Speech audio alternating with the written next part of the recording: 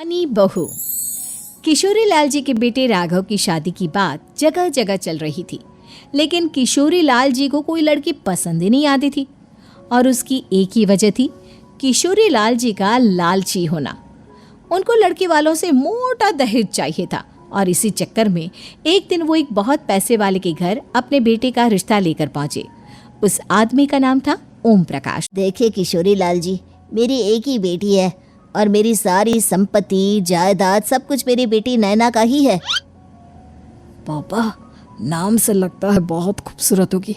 कितना अच्छा नाम है, नैना। ओ, वैसे बात तो सही है आपकी। अब इतना पैसा है, ज़मीन जायदाद है, इकलौती बेटी, आप भी क्या करेंगे? सब कुछ उसे ही देंगे ना। बिल्कुल ठीक पहचाना आपने। बस बेटी की शादी और सारी जायदाद उसके नाम। पापा, बिना देखे हाँ कर दीजिए ना। इतना अच्छा रिश्ता फिर कहाँ मिलेगा? माला माल हो जाएंगे। मैं अपनी बेटी को बुलाता हूँ।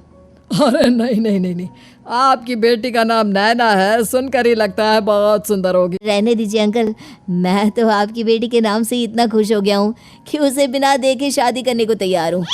अब तो मैं उसका चेहरा सीधे शादी के बाद ही देखूंगा। और इस तरह राघव नैना का चेहरा नहीं देखता और उससे शादी कर लेता है।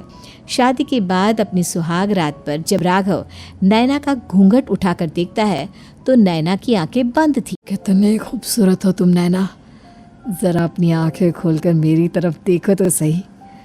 नहीं, मुझे शर्म आती है। मैंने तुम्हें शादी से पहले भी नहीं देखा, और अब अगर तुम आंखें खोलकर मुझे देखोगी भी नहीं तो मुझे अच्छा कैसे लगेगा? इससे पहले कि नैना अपनी आंखें खोलकर राघव की तरफ देखती, अचानक से लाइट चली गई और राघव नैना को पूरी तरह से देख भी नहीं पाया। अगली सुबह नैना राघव के लिए नाश्ता बनाकर लेकर आई। अरे ये क्या, आधा पराठा सेका हुआ है और आधा बिल्कुल कच्चा। ये तुमने क्या किया नैना? बहू, तुमने क्या आधा पराठा तवे से नीचे लटका कर रखा था, जो आधा सिका है और आधा कच्चा? मुझे जितना दिखेगा उतना ही तो सीखूंगी ना पापा जी। जहाँ जहाँ मुझे नजर आ रहा था वहाँ मैंने सीख लिया, जहाँ जहाँ नहीं दिखा वहाँ कच्चा रह गया होगा। इसका क्या मतलब है? ये कैसा मजाक कर रही है तुम? अरे बहू, तुमने इतना लंबा घूंघट क्यों लगाया हुआ है? देखो, हमारे घर में बहुओं को बेटी की तरह रखा जाता है, और फिर तुम तो इतना सारा माल लेकर आई हो। देखो, ये घूंघट डाल कर रखने की कोई ज़रूरत नहीं है। हाँ नैना, पापा जी ठीक कह रहे हैं, तुम तो आराम से रहो, अपना ही घर समझो। नैना अचानक से अपना घूंघट उठा लेती है। अरे ये क्या पापा, नैना की तो एक आंख फूटी हुई है। नाम से नैना, लेकिन ये तो कानी बहू निकली। मेरे साथ धोखा हुआ है, धोखा। बिना दिखाए अपनी कहानी लड़की मेरे संग ब्याह दी। मुझे कहानी भी नहीं चाहिए। मुझे अभी ओम प्रकाश जी से बात करनी पड़ेगी। आखिर उन्होंने मेरे साथ ऐसा किया क्यों? अरे, आप लोगों ने ही तो पापा से कहा था कि आप लोग शादी से पहले मुझे देखना नहीं चाहते। अब मेरे पापा पर क्यों इल्जाम लगा रहे हैं? लेकिन उन्हें बताना तो चाहिए था ना कि तुम कहानी हो, एक आंख से तुम्हें दिखाई नहीं देता। किशोरी लाल और राघव नाराज होकर ओम प्रकाश को अपने घर बुलाते हैं। पापा जी, ये आपने क्या किया? शादी से पहले बताया क्यों नहीं कि नैना की आंखों में परेशानी है? अरे, आप ही ने तो लड़की देखने से मना कर दिया था। और लेकिन आप बता तो सकते थे। आपको तो हमारी बेटी की प्रॉपर्टी चाहिए थी, वो भी पूरी की पूरी। अब क्या हुआ अगर उसे आधा दिखाई देता है? प्रॉपर्टी तो आपको पूरी मिल गई ना। और ये क्या बात हुई?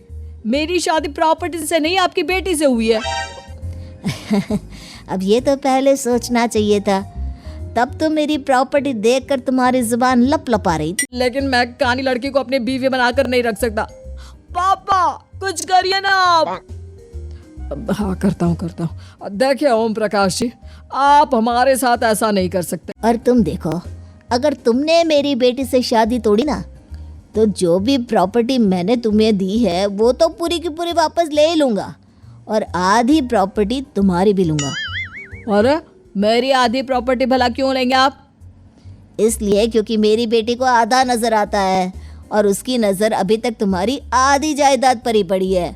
अब तुम उसे घर से निकालोगे तो कुछ तो लेकर जाएगी ना। और अगर हम आपकी बेटी को अपने घर की बहू बना कर रखे तो तुम्हारी पूरी प्रॉपर्टी तुम्हारी ही रहेगी और जो मैंने तुम्हें दिया है ना उसमें से बस मैं आधा लेकर जाऊंगा। अरे लेकिन अब आप अपनी दी हुई प्रॉपर्टी में से आधी वापस क्यों लेकर जाएंगे, अगर मैं आपकी बेटी को अपनी पत्नी बनाकर रखने को तैयार हूँ? इसलिए ताकि भविष्य में अगर तुम मेरी बेटी को धोखा दो तो उसके पास कुछ तो रहे जो पति का हो। वैसे मेरे पास तो बहुत कुछ है, लेकिन अपने पति की कोई निशानी तो उसके पास होनी चाहिए ना। अब अगर तुमने मेरी बेटी को कहानी कहा तो तुम्हें प्रॉपर्टी भी कहानी ही मिलेगी, पूरी नहीं। जमाए राजा। किशोरी लाल और राघव समझ चुके थे कि वो बुरी तरह फंस चुके हैं और अब उनके पास वहां से निकलने का कोई चारा नहीं है। अब समझ में आया ना, लालच बुरी बला होती है। एक तो तुम्हें प्रॉपर्टी मिली, ऊपर से बीवी मिली, उसमें तुम्हें नखरे भी दिखाने हैं। आए बड़े, चुपचाप बैठो दोनों। कुछ दिनों के बाद नैना राघव की कार लेकर बाजार घूमने निकलती है और जब कार लेकर वापस आती है, ये क्या, एक तरफ से मेरी गाड़ी पूरी खराब हो चुकी है। लगता है तुमने मेरी गाड़ी को किसी दूसरी गाड़ी के साथ एक्सीडेंट किया है। अरे अरे कितना बड़ा नुकसान कर दिया तुमने बहू। वो क्या ना पापा जी, मुझे एक आंख से दिखाई नहीं दे रहा था, सामने से गाड़ी आ रही थी। मुझे तो सिर्फ आधा ही दिखाई दिया और वो गाड़ी मेरी कार से रगड़ते हुए निकल गई। अब मैं क्या करूं बताओ? आप इसे ठीक कराने के पैसे कौन देगा, तुम्हारे पापा? तुमने मुझसे इस तरह से बात की? अभी रुको। नैना राघव की शिकायत ओम प्रकाश को कर देती है। देखो राघव, अब जो मेरी आधी प्रॉपर्टी तुम्हारे पास थी ना उसमें से आधी और मैं लेकर जाऊंगा, क्योंकि तुमने मेरी बेटी को डांटा। अरे नहीं नहीं पापा जी, गलती हो गई, माफ कर दो। गलती की तो कोई गुंजाइश ही नहीं। अगली बार मेरी बेटी को डांटा तो बची हुई आधी में से आधी और ले जाऊंगा। लालच के चक्कर में हम दोनों ने बहुत बड़ी गलती कर दी बेटा। एक तो तुम्हें कानी बहू मिली और ऊपर से जो माल मिला वो भी कान। इस तरह राघव की हर एक गलती पर ओम प्रकाश उसकी प्रॉपर्टी का आधा आधा हिस्सा लेकर अपना सारा माल वापस ले गया और राघव को कानी बीवी से काम चलाना पड़ा। भाई लालच वाकई में बुरी बला है।